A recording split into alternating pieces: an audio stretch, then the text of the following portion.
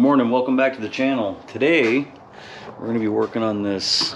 Ooh, I don't even know what year it is. I know it's the old body style Ford 7397. I put intercooler setup on this from Banks. A rebuilt turbo from somebody locally here. Did injector harness. We've had some fuel issues, something way before this. We think it's a fueling issue. It runs and drives great until he gets a load on it and tries to go down the freeway. I also need to do a service on it. So I did put one of these repair dipstick.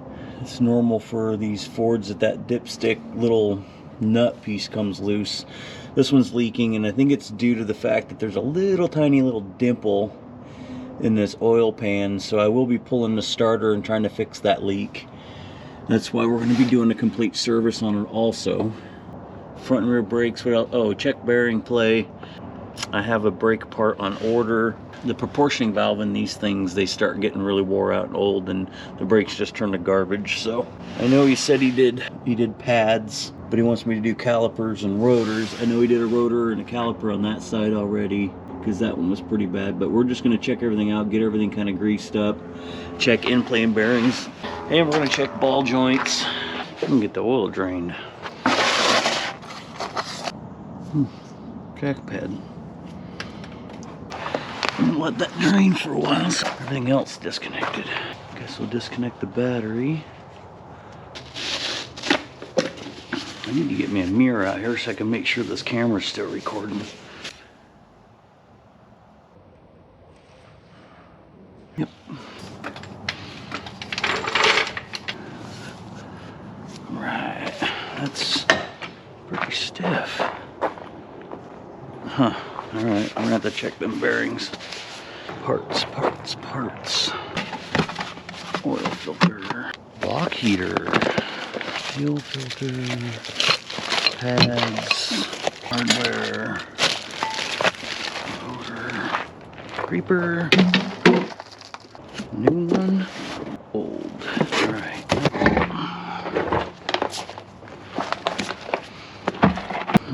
New pads on this side. What the heck?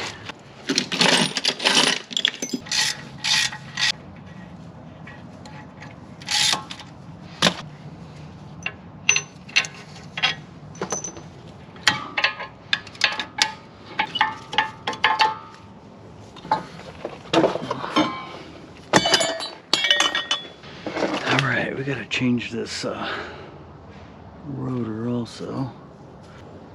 Huh, that's funny. A Torx and a Phillips. What driver? Huh.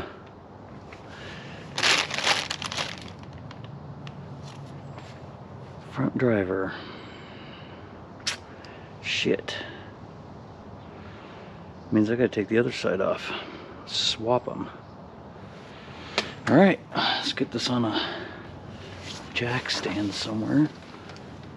All I have are these little ones left. Don't like these little ones on these big trucks and gravel. My big ones are on that. Okay, let's see if we can make this dangerous.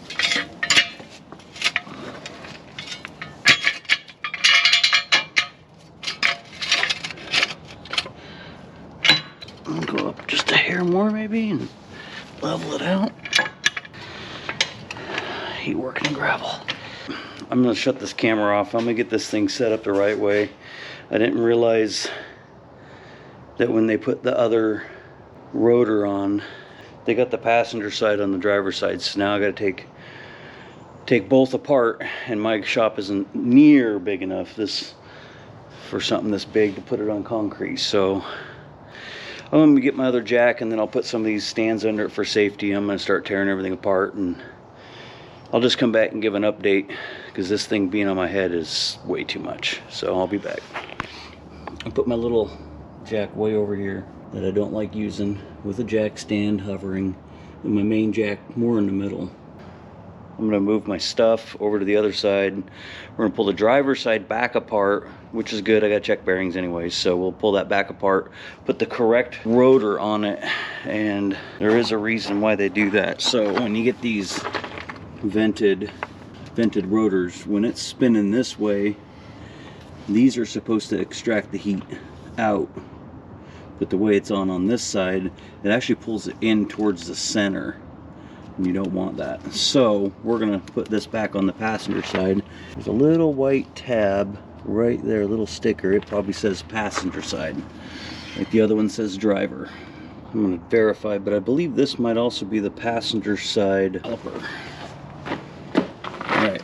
Also, I don't suggest ever hanging your caliper from the line, but we're putting new ones on, so I don't care if it hangs. So, I think that's right. All right, so we're gonna let this one hang also, because we also, for this side, have a line. Like I said, the brakes are not good on this truck, so we're gonna go ahead and replace the front rubber, all the front hardware.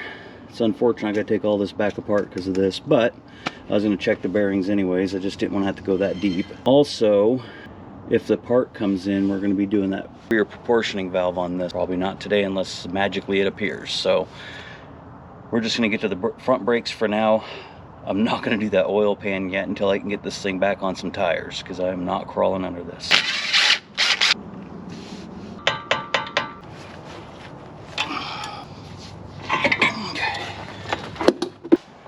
Workbench has been taken over by Toyota parts, so I'm gonna get all this cleaned up. That way I can bring this in and work in here real quick. I know he said he put these bearings in, he wanted me to check them anyways. And when you do these bearings, you really want to pack these, because there's no grease back in here at all, and you want these packed good. And then even on the inside, you definitely need more grease than what's in there. That way if it starts getting warm, that grease will liquefy and get into this bearing and help cool it down. And that's just what I've always done. It's always worked for me in the past. So, but we're gonna drive these studs back out, swap over to the correct rotor, repack some bearings. I don't know how well I'm gonna be able to pack that back bearing, because I don't want to pull that seal back out and risk ruining a brand new seal also. So I'm gonna get set up and I'll turn the camera back on. I'm just gonna use a punch, drive these out real quick, and get it back together. All right, so when I do these studs like this, I always take a big socket that my chisel fit in, and it acts like a good guide, because what'll happen is if you don't have that guide, to me at least, because I'm not very sturdy at this, it'll slip off, and guaranteed I'll smack these threads. So just wanted to point that out. I'm gonna turn my radio up and get this done.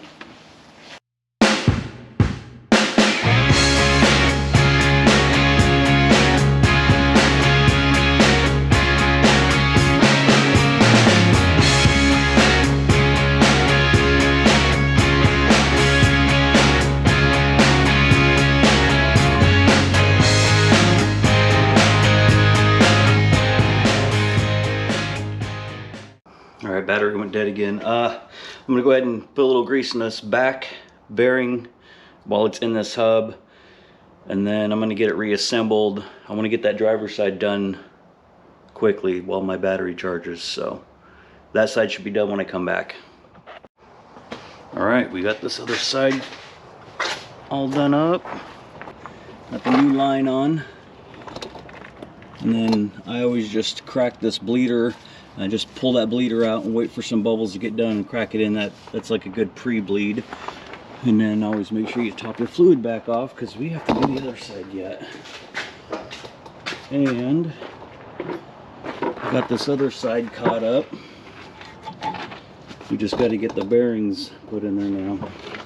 So when you do these bearings, you have one of these rings that has that nub on there. That's your first one. That nub goes out. That way when you put your little lock washer on, that nub will line up with one of these. You just keep playing with it until it lines up with one.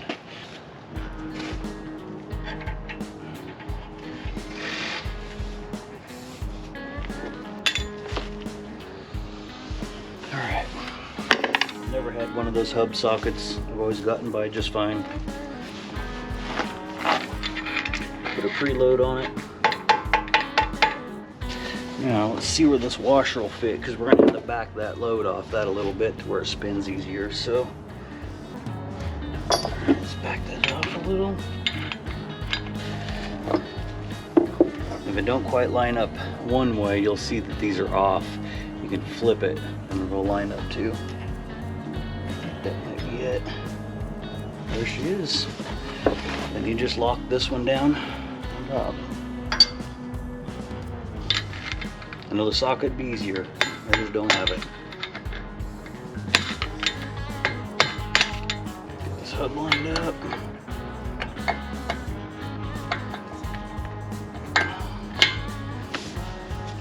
Put your ring back in.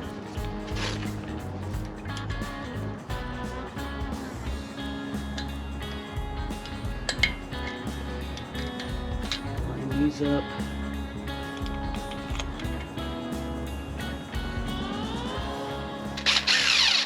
So, we got to change that out. There we go.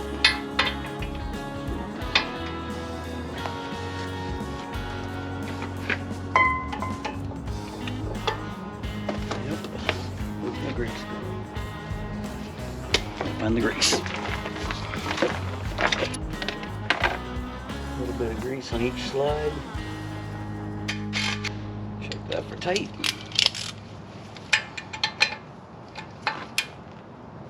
All right. Now we got to do this line. All right. So I got all the front end together. Went ahead and finished the service and fixed the oil pan leak. When the neighbor dogs start barking, there's no stopping, so you just kind of got to work through it. No recording, because that audio would suck. You guys don't want to listen to a dog bark any more than I do. So I'm not going to bleed the brakes yet. I still have to get under here and show you. I still have to replace this part right here. I'm waiting for it to come. Hopefully it arrives today or tomorrow. All right, I got the new part for the truck. It's a Cardone part. Need to get under here and make sure it all matches. All right. So there's the part. Looks good. I'm gonna have to give me a couple of wrenches. All right, I'm gonna grab some tools and I'll be back. So I got the new part in. I couldn't film it very good. Everything was dripping. It was running down the frame rail here and everything, so I didn't film it. We just got to make sure we got a bleed from the back. We also got it. There's another bleeder screw. Really hard to see under here. I don't have a light on this camera. There's another bleeder screw right there. That's got to be bled out also. So we'll start at the back. Now I got to figure out the fuel. We think it's a fuel issue. We just got to verify if it's fuel or not. If it's not fuel, then it's going to be the turbo. But he said he's been lacking power for a while, so I'm going to go ahead and get my fuel gauge hooked up. There's a couple different ways to hook these fuel gauges up. It's got the super long hose and a suction cup to get it on the windshield. Get this gauge so you can see it. So I don't think this one has a Schrader valve hookup. Anyways, I'm gonna go ahead and get it hooked up and then I'll get the camera back on. Alright, so doing a couple of runs on this. The fuel pressure on this gauge idles at 55. As soon as you step on the gas, it goes up to 60. And if you stay in it really good, it'll go up to 65, which is, from what I've read so far, is good. I mean, if you want more, you got to do some shimming. So I just hooked this up basically right where the Schrader valve normally is. So at least I know I don't have to take that fuel switch apart. I thought it was going to be that the tank switch. Sometimes crap gets stuck in there, but we have good fuel pressure even on a higher hot mode on this thing. When we turn the chip up, it stays. So I'm gonna take the intake apart and I'm gonna put my pressure gauge on it that I have. I built this. Let me see if I can find it. Oh, there it is. So basically, just have a piece of black PVC with an air fitting on it, and I will clamp it basically right here, and then I'll turn my pressure regulator on my air compressor down to usually 10 or 15. I've had it up a little higher, and me wiggling things around, spraying down with soap, I've had one of those things blow off in my face. It scares the crap out of you. So so I'm gonna get this hooked up, then I'll bring the camera back out and kind of show you how I test for leaks.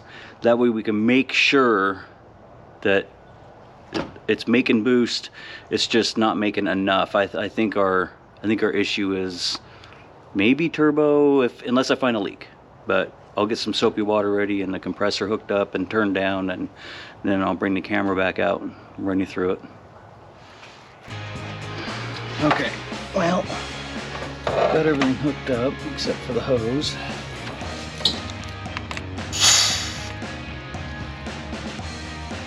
I might have the pressure down too much. You gotta have soap. Just spray everything down. Just a soapy water mix. All these boot areas, you'll start blowing bubbles wherever there's some kind of a pressure leak. There's some down there. Alright, I'm just going to dump it on there.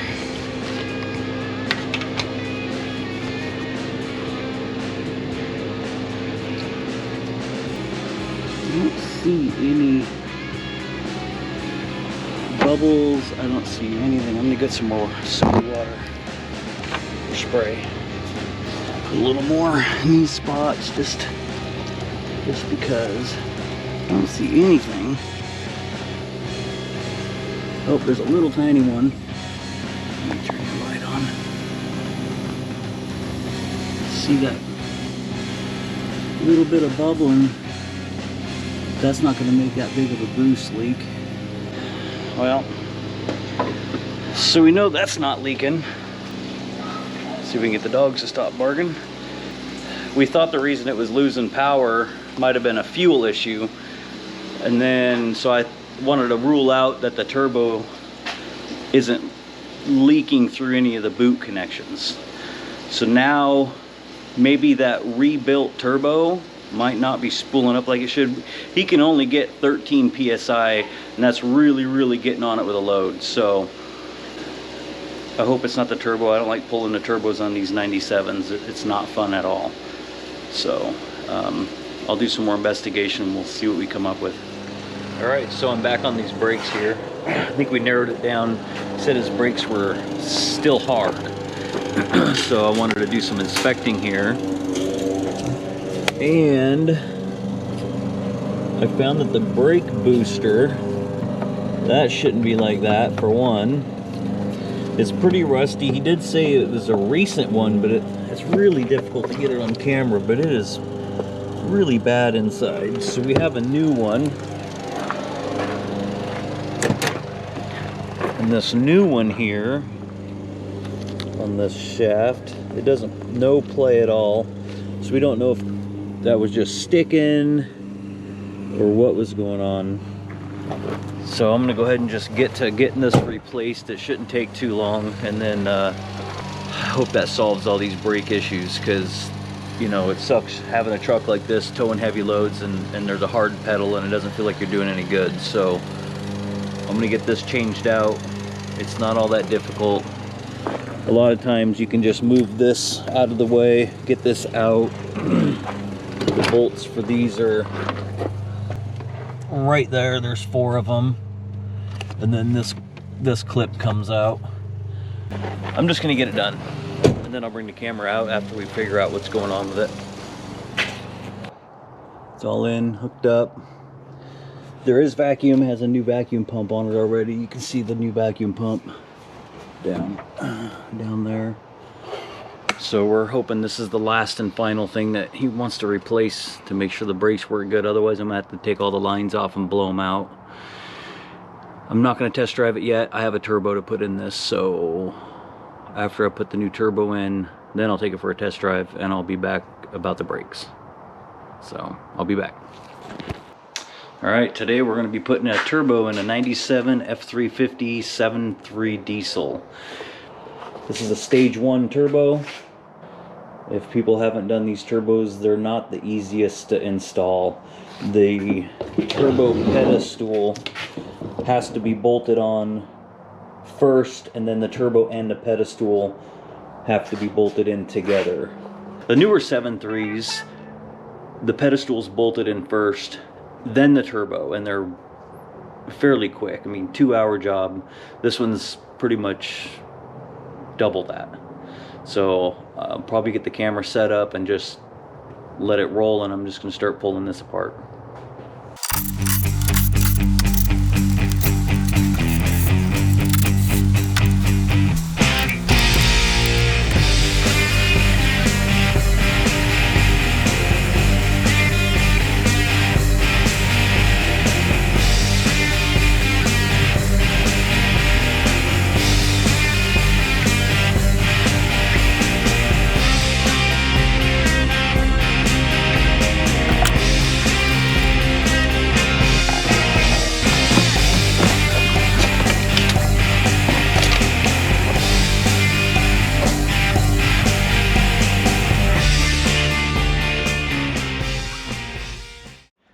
So I have that engine valley cleaned up. I'm ready to put the turbo on. There's a few design features that are a lot better, I believe, on this. Just this intake side versus this one. This is your chance to check out the orientation, make sure everything's good. You got to make sure that exhaust up pipe flange and this is stationed where you need. If it's not, sometimes it's a pain, but you have to get these bolts. This turbo only has 4. I've had some with a lot more, to be able to turn your intake to the right degree mark. So swap these out. This comes with all the gaskets and O-rings that you're going to need. Fancy little, well, so that's a good fit on that one. This will tell you how much bigger that size is. You can see. Well, I'm going to change this pedestal first, and then I'll get that camera set up, and I'm just going to do the reverse. Throw it back in, and hopefully we have the boost numbers that we need. This one maxes out about 15, and that's not even good for a stock. So we're hoping to be pushing at least 25 to 30 with this new one. So once I get it installed, we'll take it for a few test runs.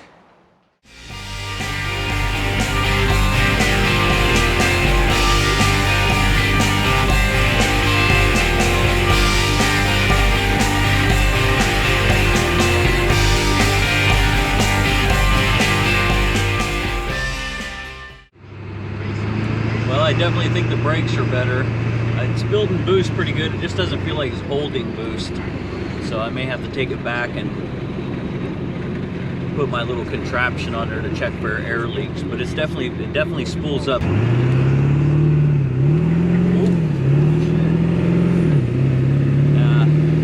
Yeah, it spools up right now. I think it shifts a little bit too quick. That might be some of the problem. Because right when you hit that sweet spot of spooling up, it shifts immediately. So I'm going to go ahead and call this video done.